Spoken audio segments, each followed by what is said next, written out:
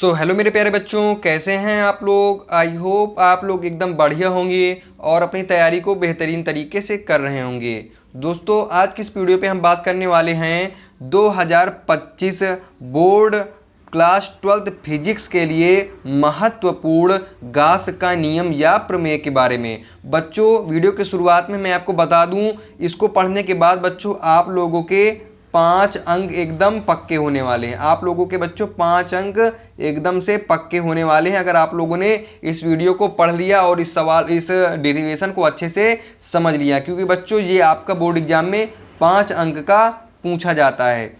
तो चलिए वीडियो को करते हैं स्टार्ट और आपको सिखाते हैं गास का नियम या प्रमेय। तो बच्चों, सबसे पहले इसकी हम लोग देख लेते हैं परिभाषा। इसकी परिभाषा क्या है, ठीक। इसकी परिभाषा देख लेंगे तो भाई परिभाषा, क्योंकि भाई बहुत जरूरी है हमारे लिए, ठीक। तो देखो क्या कह रहा है, किसी बंद पृष्ठ से किसी बंद पृष्ठ से गुजरने वाला संपूर्ण वैद्युत फ्लक्स, ठीक। किसी बंद पृष्ठ से गुजरने वाला संपूर्ण वैद्युत फ्लक्स उस बंद पृष्ठ के अंदर निर्वात में उपस्थित कुल आवेश Q का 1/ε0 गुना होता है, ठीक। तो क्या कह रहा है बच्चों, किसी बंद पृष्ठ से गुजरने वाला संपूर्ण वैद्युत फ्लक्स, ठीक। तो देखो मान लो ये कोई हमारा बंद पृष्ठ है, ठीक। इससे गुजरने वाला संपूर्ण वैद्युत फ्लक्स, जो विद्युत फ्लक्स हमारा जो है गुजरेगा, ठीक। तो संपूर्ण वैद्युत फ्लक्स उस बंद पृष्ठ के अंदर बच्चों निर्वात में, यहाँ हवा नहीं, निर्वात का मतलब यहाँ पे हवा नहीं है, इसमें उपस्थित कुल आवेश Q का, यानी बच्चों अगर हम यहाँ पे क्या कर लें बच्चों, यहाँ पे हम आवेश ले लें Q, ठीक। यहाँ पे बच्चों हम लोगों ने Q आवेश ले लिया, ठीक। यहाँ पे हम लोगों ने Q आवेश ले लिया। अब बच्चों देखो, कोई बंद पृष्ठ इसमें आवेश ले लिया Q, ठीक। तो उस बंद पृष्ठ के अंदर निर्वात में उपस्थित कुल आवेश, यानी अगर इस आवेश को कुल कर दिया जाए, पूरा आवेश ले लिया जाए, तो उसका 1/ε0 गुना हो जाता है। ये हमारे कहते हैं गास के नियम के अनुसार, ठीक। तो गास दादा ने हमें ये चीज़ बताया। तो चलिए इसको सिद्ध करते हैं और आपको समझाते हैं अच्छे तरीके से गास का नियम, क्योंकि भाई परिभाषा लिखने से काम नहीं चलेगा। अगर एग्जामिनर 5 अंक में देगा तो भाई डेरिवेशन आपसे पूछेगा, ठीक है। तो इसमें क्यों क्या है, निर्वात में है, ठीक। अब बच्चों यहाँ से यहाँ की दूरी क्या मान लेते हैं, r मान लेते हैं। यहाँ से लेके यहाँ तक की दूरी क्या मान लेते हैं हम लोग, r मान लेते हैं, ठीक। इस बिंदु का नाम भाई ये तो आवेश है Q, ठीक। इस बिंदु का नाम हम O दे देते हैं। क्या दे देते हैं, O। इस बिंदु का बच्चों नाम है O, ठीक है। आप कंफ्यूज नहीं होना। अब देखो यहाँ पे हम क्या करते हैं भाई, छोटा कोई क्षेत्रफल ले लेते हैं, ठीक। इसका नाम S दे देते हैं, ठीक। इस छोटा कोई ले लिया क्षेत्रफल, इसका नाम S दे दिया। अब बच्चों अब भाई छोटा है तो इसमें D लगा देते हैं, ठीक। तो इसमें DS ले लिया। DS क्या ले लिया, एक छोटा सा क्षेत्र ले लिया। पहले छोटे के निकालेंगे, बाद के पूरे के निकाल लेंगे, ठीक। तो DS ले लिया। आप लोग देखते रहिए, आप लोगों को सब कुछ समझ में आएगा, ठीक। तो बच्चों देखो इसकी दिशा क्या है, इधर DS वेक्टर ले लेते हैं, ठीक। इसकी दिशा इधर है, क्योंकि भाई जो विद्युत क्षेत्र हमारा इधर है, ठीक। अब माना बच्चों बिंदु P पर हमारा विद्युत क्षेत्र है। बस इतना आप लोगों को याद करना है। अब आप लोग कुछ नहीं करना, बस आराम से देखते रहिए, आप लोगों को सब कुछ समझ में आएगा। अब बच्चों सबसे पहले आप लोगों को लिखना है गोले के पृष्ठ पर उपस्थित, क्या लिखना है, यहाँ पे आप लोगों को लिखना है गोले के पृष्ठ पर उपस्थित, गोले के पृष्ठ पर उपस्थित बिंदु P पर वैद्युत क्षेत्र, ठीक। वैद्युत क्षेत्र। तो भाई देखो बिंदु P पर वैद्युत क्षेत्र को क्या आप लोगों ने पीछे पढ़ भी चुका, मैं पढ़ा भी चुका हूं आप लोगों को, ठीक। तो क्या होता है, E बराबर होता है 1/4πε0 गुणे Q/r², ठीक। ये हो गया किस पर, बिंदु P पर विद्युत क्षेत्र की तीव्रता या विद्युत क्षेत्र, ठीक। तो बच्चों इसको समीकरण नंबर आप 1 दे दीजिए। अब बच्चों देखो ये अनुदिश किसके, दिशा लिख देते हैं ना, तो एग्जामिनर समझ जाता है नहीं बच्चे ने अच्छे से तैयारी की है। तो बच्चे इसकी दिशा किधर है, O से P की ओर है, ठीक। O से P की ओर, ये हमारा O है, O से P की ओर हमारा इसकी दिशा है। OP के अनुदिश लिख दो, OP के अनुदिश। इसको बच्चों आप लोग लिख लेते हैं, सॉरी इसको हटा दो, अनुदिश। तो एग्जामिनर सोचता नहीं बच्चे ने बहुत ही गहराई के साथ पढ़ाई की है, ठीक। अब देखो इतना आप लोगों ने लिख दिया। अब आप लोगों को बच्चों आगे क्या लिखना है, आपको आगे लिखना है गोले पृष्ठ पर, पृष्ठ लिखिए, गोले के ना लिखिए, गोले पृष्ठ पर छोटा डी एस लेते हैं बच्चों, डी एस अलग अलग है, ठीक, डी एस डी इसलिए लगा क्योंकि छोटा है, छोटा डी एस लेते हैं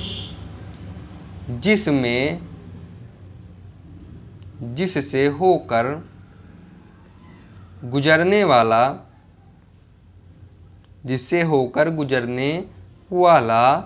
वैद्युत फ्लक्स, जिससे होकर गुजरने वाला वैद्युत फ्लक्स। अब देखो, अब भाई इससे गुजरने वाला वैद्युत फ्लक्स, तो वैद्युत फ्लक्स क्या होता है, फाई ई बराबर ई vector into D S vector. तो भाई छोटा है, देखो फाई ई बराबर क्या होता है, ई वेक्टर इंटू एस वेक्टर, ठीक, एस वेक्टर हो गया, हमने पूरे के लिए माना। अब भाई छोटा है तो इसमें डी लगा देंगे, ठीक है। अब भाई अगर ये छोटा है तो इधर ये भी छोटा डी एस लेंगे, छोटा डी एस, इधर वेक्टर बच्चों लगा है, ठीक है। अब देखो छोटा है तो भाई डी लगा दिया, ठीक, क्योंकि भाई छोटा है तो छोटे के लिए भाई समाकलन लगा लेते हैं। यहाँ पे छोटा है ना तो छोटा ले लिया तो समाकलन लगा लिया, नहीं पूरे छोटे का हो गया हमारा, ठीक, तो समाकलन लगा दिया, ठीक। अब देखो डी फाई ई बराबर, अब देखो समाकलन वेक्टर हटाएंगे तो क्या आ जाएगा बच्चों, cos theta, E vector into sorry vector हटाएंगे तो D S, E D S cos theta आ जाएगा, कॉस थीटा आ जाएगा, ठीक। अब यहाँ पे बच्चों आप लोग क्या करिए, थीटा बराबर 0 मान लीजिए। अगर आप लोग थीटा बराबर 0 मानेंगे तो डी फाई ई बराबर क्या आ जाएगा बच्चों, समाकलन E into D S cos 0, ठीक, कॉस 0 आ जाएगा। तो भाई कॉस 0 का मान क्या होता है, कॉस 0 का मान 1 होता है। तो यहाँ पे लिखेंगे डी फाई ई बराबर समाकलन ई डी एस इंटू 1 हो जाएगा। अगर इससे गुणा होगा तो क्या हो जाएगा बच्चों, डी फाई ई बराबर समाकलन ई डी एस, ठीक, ई डी एस आ जाएगा, इतना हमें आ जाएगा। अब बच्चों आप लोगों को जो आगे लिखना है मैं आपको बताता हूँ, आगे आप लोगों को क्या लिखना है, एक नए पेज में बताता हूँ, ठीक। अब देखो आप लोगों बच्चों आगे इसमें लिखना है, यहाँ पे आप लोगों को लिखना है संपूर्ण पृष्ठ के लिए, संपूर्ण बच्चों ये अड़ा है, ठीक, संपूर्ण पृष्ठ के लिए, संपूर्ण पृष्ठ के लिए, सॉरी हेडिंग टाइप मैंने डाल दिया, अंडरलाइन कर दिया, आप लोगों को ऐसा नहीं करना है, तो लिखना संपूर्ण पृष्ठ के लिए, ठीक, संपूर्ण पृष्ठ के लिए। अब देखो भाई अगर संपूर्ण पृष्ठ के लिए लेंगे तो ds जो हमारा हट जाएगा, यानी जो हमारा फाई ई बराबर है वो समाकलन में चेंज हो जाएगा। जैसे समाकलन हमने डी फाई ई का किया, अगर समाकलन डी फाई ई का करेंगे यानी संपूर्ण विद्युत फ्लक्स, तो संपूर्ण विद्युत फ्लक्स क्या हो जाएगा, फाई ई हो जाएगा, ठीक, तो फाई ई हो जाएगा। ये किसके बराबर हो जाएगा बच्चों, ई इंटू डी एस के समाकलन के बराबर हो जाएगा। आप लोग समझ गए, यानी हमने पूरे में समाकलन कर दिया। अगर इसको समाकलन बच्चों हमारा ये कुछ नहीं था, ठीक, तो अगर हम डी फाई ई है हमारा, इसमें समाकलन कर लेंगे कैसे भाई, मैं आपको दिखा देता हूँ एक बार। जैसे देखो, जैसे हमारा डी फाई ई है, अगर इसमें हमने क्या किया, समाकलन कर लिया, समाकलन मतलब संपूर्ण पृष्ठ के लिए समाकलन, जैसे हमने इतने के लिए भी निकाला, ठीक, हमने इतने के लिए निकाला, इतने पृष्ठ के लिए निकाला, अब हमको संपूर्ण करना है, तो संपूर्ण के लिए हमें क्या करना है बच्चों, समाकलन करते हैं, क्या करते हैं, समाकलन। तो बच्चों वही हमने बच्चों यहाँ पे किया है, वही हमने यहाँ पे किया है, देखिए यहाँ समाकलन कर दिया, और जैसे समाकलन कर देंगे वो फाई ई में कन्वर्ट हो जाएगा, यानी संपूर्ण के लिए हो जाएगा। तो देखो अब आगे क्या लिखेंगे, फाई ई बराबर समाकलन ई इंटू डी एस हो जाएगा, ठीक, इतना हो गया। अब देखो भाई, अब देखो फाई ई बराबर क्या हो गया, ई इंटू डी एस। अब देखो फाई ई, देखो ई हमारा विद्युत क्षेत्र, तो ये बाहर आ जाएगा समाकलन, इसका समाकलन नहीं होगा, ठीक, इसका समाकलन नहीं होगा। समाकलन किसका होगा, समाकलन होगा डी एस का। डी एस क्या है हमारा, डी एस क्या था, छोटा सा ये था डी एस, ठीक, छोटा सा क्षेत्र था, समाकलन कर दिया, समाकलन का मतलब पूरे का क्षेत्र, ठीक, पूरे का क्षेत्र। अब देखो फाई ई बराबर क्या हो जाएगा, ई इंटू समाकलन डी एस, यानी कि बच्चों देखो गोले का संपूर्ण पृष्ठीय, गोले का संपूर्ण पृष्ठीय क्षेत्रफल क्या होता है, आप लोगों ने पढ़ा है 4 पाई आर स्क्वायर होता है, ठीक, 4 पाई आर स्क्वायर, या छोटा आर लिख दो, आर स्क्वायर होता है, तो क्या लिखोगे यहाँ पे 4 पाई आर स्क्वायर, ठीक, ये आ गया। अब बच्चों इसको समीकरण नंबर कितना नाम दे दो, 2 दे दो, समीकरण नंबर 2 नाम दे दो। अब बच्चों यहाँ पे आप लोगों को लिखना पड़ेगा समीकरण 2 में ई का मान रखने पर, समीकरण 2 में ई का मान रखने पर, तो भाई समीकरण 2 हमारा कौन सा है, ये है, ठीक, ये है हमारा समीकरण 2।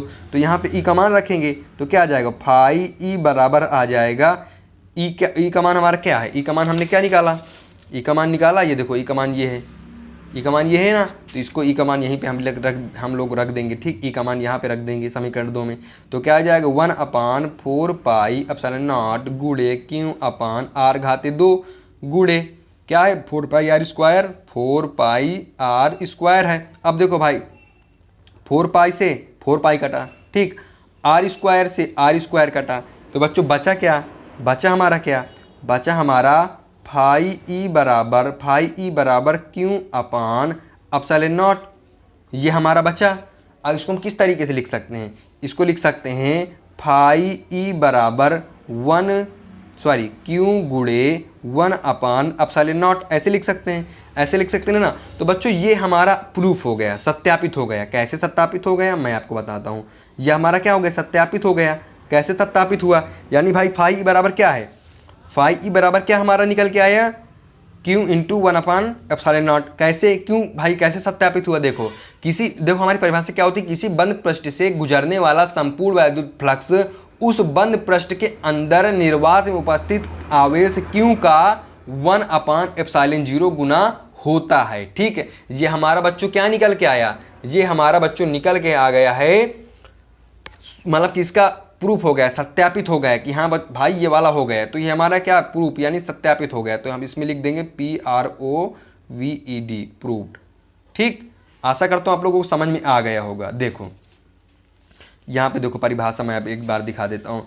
परिभाषा हमारी क्या है, किसी बंद पृष्ठ से गुजरने वाला संपूर्ण विद्युत फ्लक्स उस बंद पृष्ठ के अंदर निर्वात में उपस्थित कुल आवेश क्यू का 1/ε0 गुना होता है। तो भाई यहाँ पे क्या निकला गया 1/Q इंटू 1/ε0 गुना। तो भाई देखो ये हमारा क्या हो गया, हमारा प्रूव्ड हो गया।